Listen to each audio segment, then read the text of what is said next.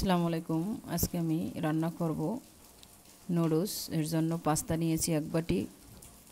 পাস্তাটাকে আমি গরম পানির ভিতরে দিয়ে আগে সিদ্ধ করে নেব। তারপর দিয়ে দিলাম নুডলসটাকে আমি 3টি খণ্ডে ভাগ করে নিলাম। আর দিয়ে দিলাম হাফ চামচ হলুদ, আর দিয়ে দিলাম কেটে রাখা ছোট সাইজের 3টা আলু। এখন আমি 3টা উপকরণ একসাথে সিদ্ধ করে নেব। যখন সিদ্ধ হয়ে যাবে উঠিয়ে নেব ঠান্ডা পানি দিয়ে। এখন আমি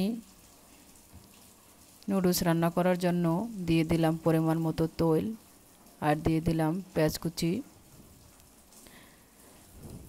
যাদের আমার ভিডিওটি ভালো লাগবে তারা বেশি বেশি লাইক শেয়ার করে দিবেন। কেটে রাখা কাঁচামরিচ তেলের উপর ভেজে নেব। নুডলস রান্না করার জন্য 2টা ডিম নিলাম। ডিম 2টাকে ভেঙে আমি দিয়ে দেব। তেলের উপরও ভেজে নেব। তেলের উপর ভেজে নিলে ডিমের গন্ধটা আসে না, তাই ডিম 2টাকে আমি তেলের উপর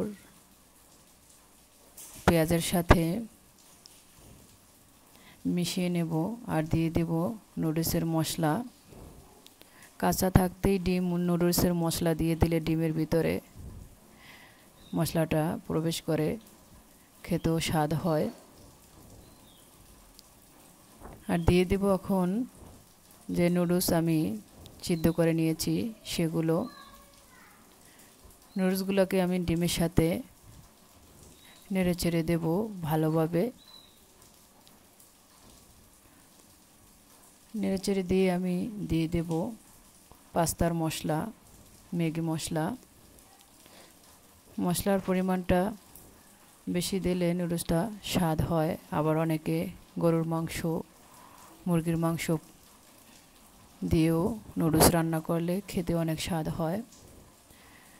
আচ্ছা, এতক্ষণ আমার ভিডিওটি যারা সম্পূর্ণ দেখছেন তাদেরকে অসংখ্য ধন্যবাদ। আর আমার ভিডিওটি ভালো লাগলে সাবস্ক্রাইব করবেন, আর সাথে বেল আইকনটি অন করে রাখবেন যাতে আমি ভিডিও আপলোড করা মাত্রই নোটিফিকেশন আপনাদের কাছে চলে যায়।